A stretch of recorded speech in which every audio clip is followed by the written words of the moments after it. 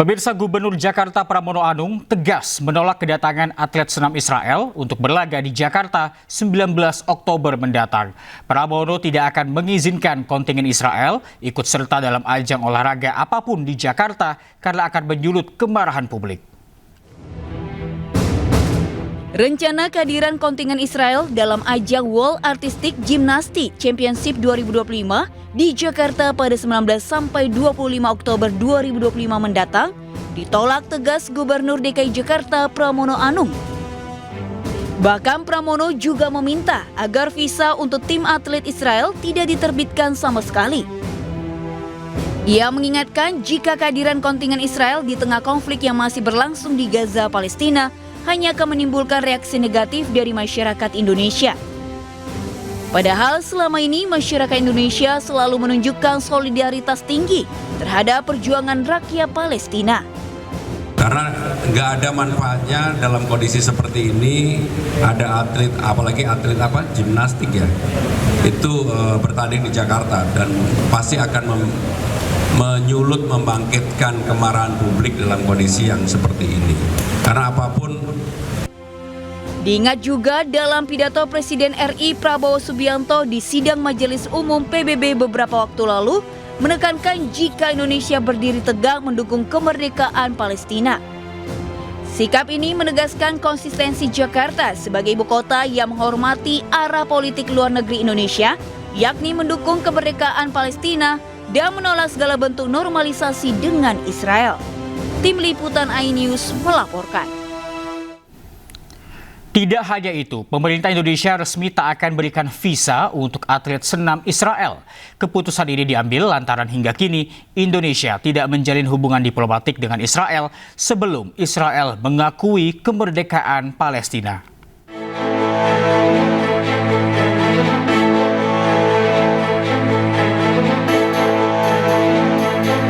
Gelaran senam artistik dunia yang digelar di Jakarta kemungkinan tidak akan diikuti oleh atlet senam asal Israel.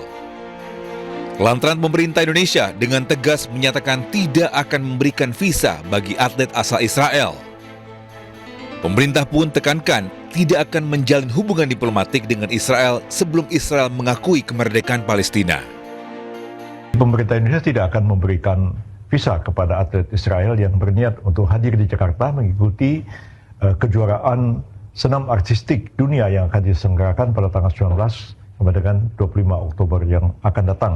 Sikap pemerintah ini adalah sejalan dengan arahan dari Presiden Prabowo Subianto dalam berbagai kesempatan dan terakhir dalam pidato beliau di Perserikatan Bangsa-Bangsa yang sangat keras mengecam Israel yang terus-menerus melakukan kekejaman dan kebiadaban atas rakyat Palestina terutama di Gaza.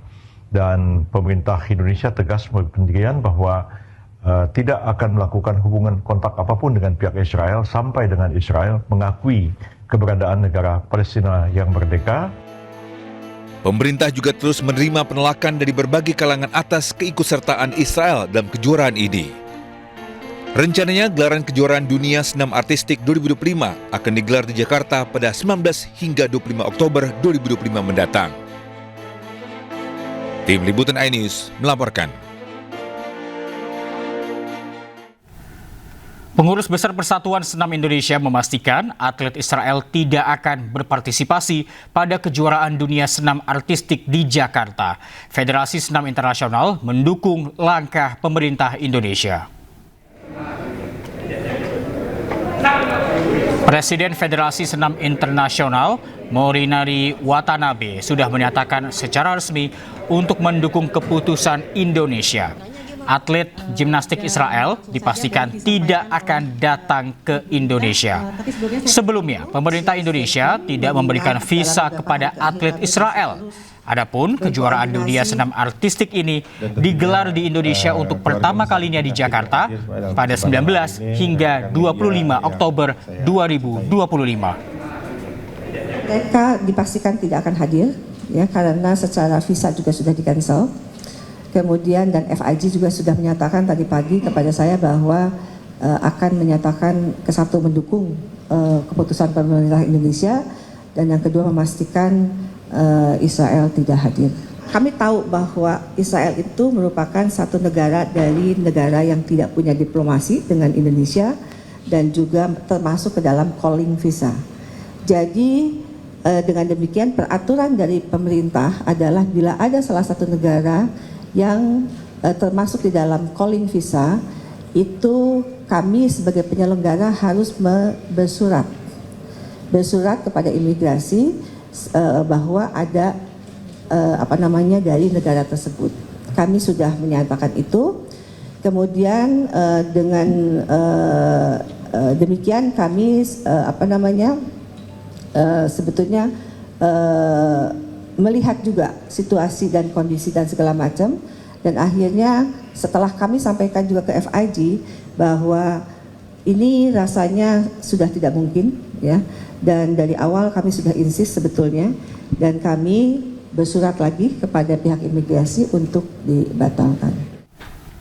Pemirsa, gempa bumi bermagnitudo 7,6 mengguncang wilayah sekitar Belonguane, Sulawesi Utara.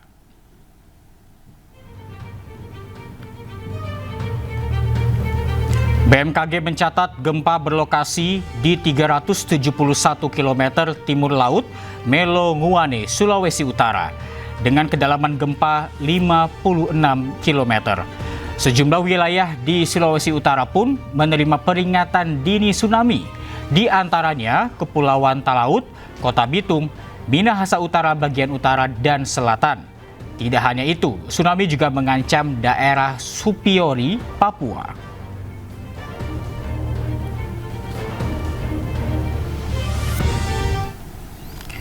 Ya, dan untuk mengetahui situasi terkini efek gempa Filipina yang berdampak ke Sulawesi Utara, kita telah terhubung dengan jurnalis iNews Francine Darungo. Selamat siang, Francine. Apakah potensi tsunami di Sulawesi Utara sudah dicabut? Ya, baik. Terima kasih. Saat ini saya melaporkan berasal dari Kota Bitung, Sulawesi Utara. Peringatan yang dikeluarkan oleh BMKG pasca gempa 7,6 itu yang mengguncang Filipina, daerah Sulawesi Utara menjadi daerah potensi tsunami dengan status waspada. Namun dari hasil pantauan saya di Bitung, Kota Sulawesi Utara, saat ini cukup aman dan tidak terdampak di Kota Bitung. Masyarakat pesisir pun masih beraktivitas secara normal. Tidak ada rasa gempa yang dirasakan oleh masyarakat sini. Begitu juga status potensi tsunami itu sudah dicabut oleh BMKG. Begitu. Baik, Francine, apakah saat gempa ini menimpa Filipina, hal tersebut dirasakan juga oleh para warga di Sulawesi Utara? Dari pantauan saya, masyarakat di Sulawesi Utara tidak merasakan sedikit pun rasa gempa yang besar itu. Masih beraktivitas secara normal, masyarakat di daratan maupun di pesisir pantai pun beraktivitas secara normal. Mereka bahkan tidak tahu adanya info gempa ini. Baik, Francine, apakah sudah dilakukan juga sosialisasi oleh pemerintah provinsi ataupun pemerintah daerah mengenai mitigasi tsunami nantinya jika nanti terjadi ke depannya kembali ada peringatan tsunami? Baik, pemerintah Sulawesi Utara baik di Kota Bitung sebelum ada terjadi gempa memang selalu ada sosialisasi baik dari bagian BPBD atau pemerintah kota bahwa ada mitigasi bagaimana daerah pesisir bila mana sudah ada potensi tsunami mereka akan dievakuasi ke daratan yang lebih tinggi. Mereka pun para nelayan sudah bersedia, namun saat tadi saya konfirmasi bahwasanya mereka pun melihat kondisi laut masih aman dan mereka tetap akan melaut 3 sore nanti untuk bernelayan. Baik, terima kasih Francine Darungo. Tetap berhati-hati, selamat bertugas kembali. Kebakaran hebat melanda sejumlah rumah di permukiman padat penduduk di Jalan Pangeran Tubagus Angke, Tambora, Jakarta Barat pagi tadi.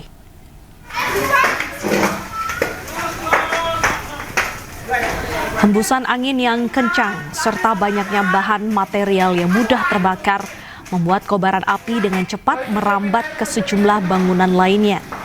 Sejumlah petugas damkar yang tiba di lokasi langsung memadamkan api. Belum diketahui penyebab kebakaran ini, namun imbas kebakaran ini membuat arus lalu lintas di Jalan Pangeran Tubagus Angke mengarah Pesing dan sebaliknya mengalami kemacetan panjang.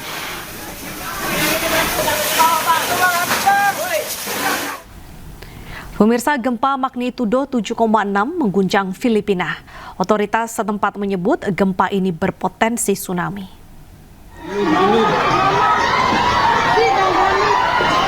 Warga panik dan berlarian menyelamatkan diri saat gempa berkekuatan magnitudo 7,6 mengguncang Filipina bagian timur pada Jumat pagi waktu setempat. Gempa terjadi di wilayah Mindanao di kedalaman 62 km. Gempa ini berpotensi tsunami yang diprediksi akan muncul di pantai dalam jarak 300 km dari pusat gempa.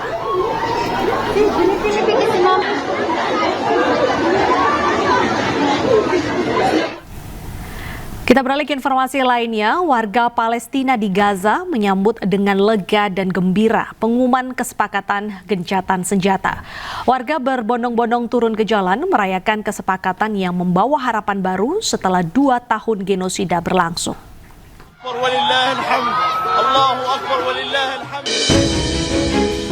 Pengumuman gencatan senjata disambut euforia warga Palestina di Gaza yang telah lama hidup di bawah blokade dan serangan Israel. Warga Gaza berbondong-bondong turun ke jalan-jalan sempit di tengah reruntuhan bangunan untuk merayakan kesepakatan yang membawa harapan baru setelah 2 tahun genosida berlangsung. Warga bersorak, menari, dan melantunkan takbir tak lama setelah pengumuman disiarkan. Banyak di antara mereka mengibarkan bendera Palestina sebagai simbol kemenangan atas penderitaan panjang. Sebelumnya, Presiden Amerika Serikat Donald Trump mengumumkan Hamas dan Israel telah menandatangani tahap pertama dari rencana perdamaian untuk mengakhiri perang di Gaza. Kesepakatan ini mencakup gencatan senjata tahap pertama yang akan membuka jalan bagi pertukaran tahanan dan bantuan kemanusiaan berskala besar ke jalur Gaza.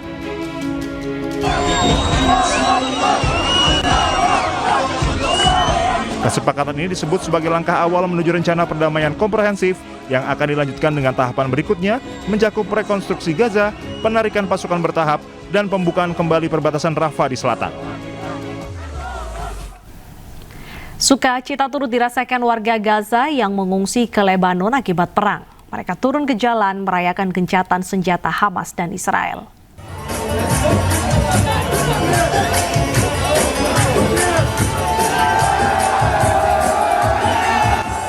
Warga Gaza yang mengungsi ke kamp Ain al-Hilweh di Sidon, Lebanon, turun ke jalan merayakan perdamaian Hamas Israel.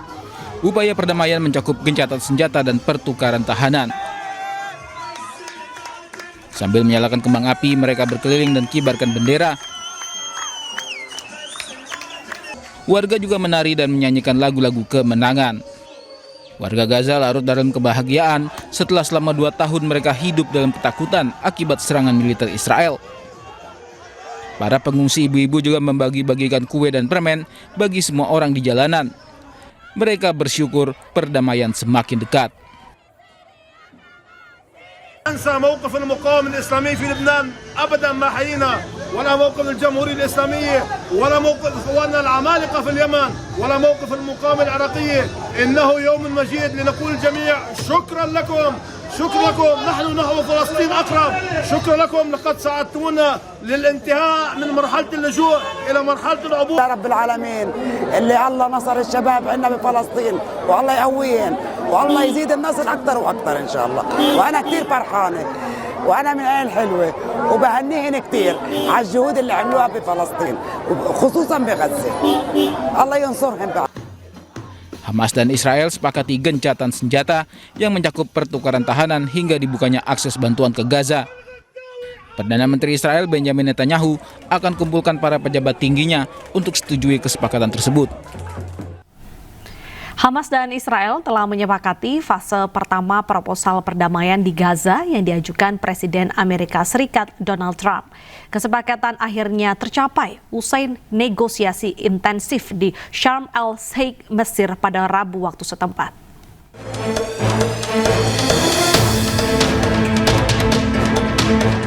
Delegasi dari Israel dan Hamas telah mencapai kesepakatan tentang penerapan rencana perdamaian Presiden Trump di Gaza.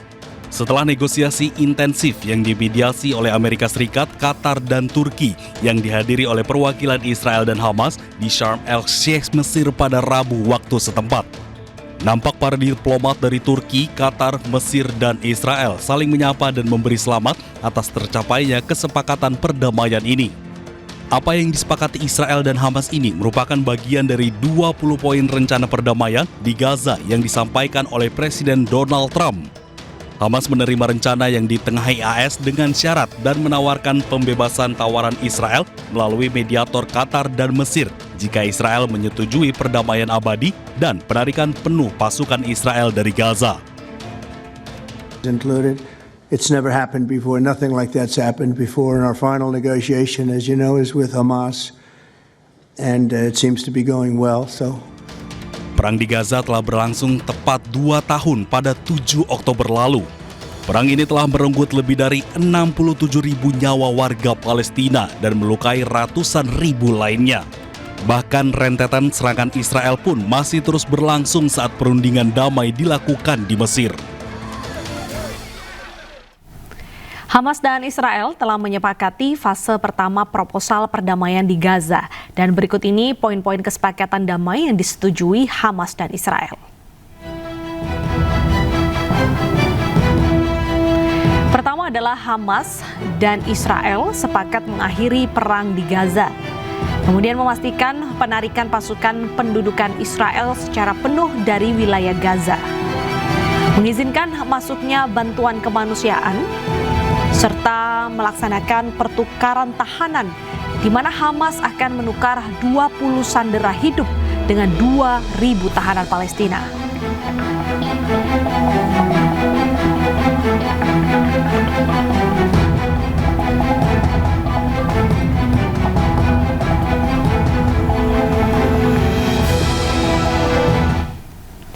Ya, Israel masih terus menyerang Gaza meski ada seruan untuk gencatan senjata.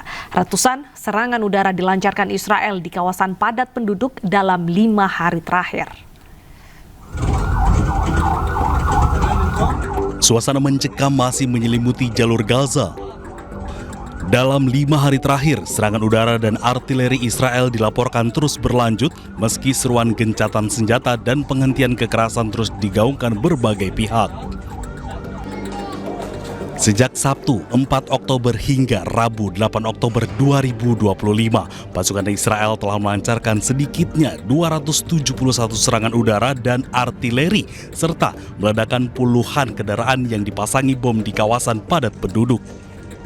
Akibat serangan tersebut, setidaknya 126 warga Palestina tewas termasuk perempuan dan anak-anak. Sebagian besar korban, sekitar 75 orang tewas di wilayah kota Gaza. Pemerintah Palestina pun menuduh Israel melakukan genosida dan pelanggaran berat terhadap kemanusiaan dengan mengabaikan sepenuhnya seruan gencatan senjata yang sebelumnya diumumkan oleh Presiden Amerika Serikat Donald Trump. Tentara Israel menangkap ratusan warga Palestina dari wilayah tepi barat dan Yerusalem Timur. Israel menahan warga Palestina tanpa dakwaan dan tanpa proses pengadilan.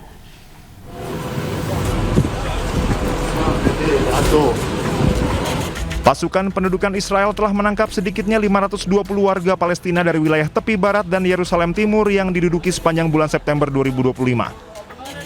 Dari total penangkapan tersebut, 16 diantaranya adalah perempuan, sementara 37 lainnya anak-anak di bawah umur.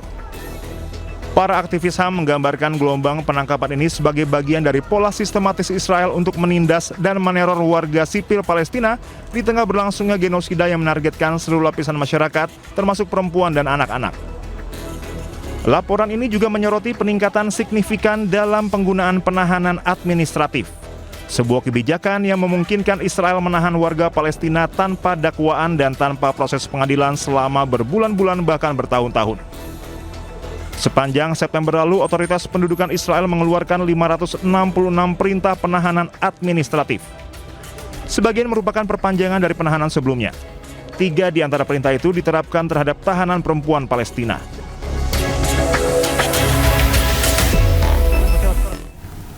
Meski kalah dari Arab Saudi, Indonesia masih punya harapan untuk lolos Piala Dunia jika menang lawan Irak minggu mendatang. Informasinya kami hadirkan usai jeda berikut.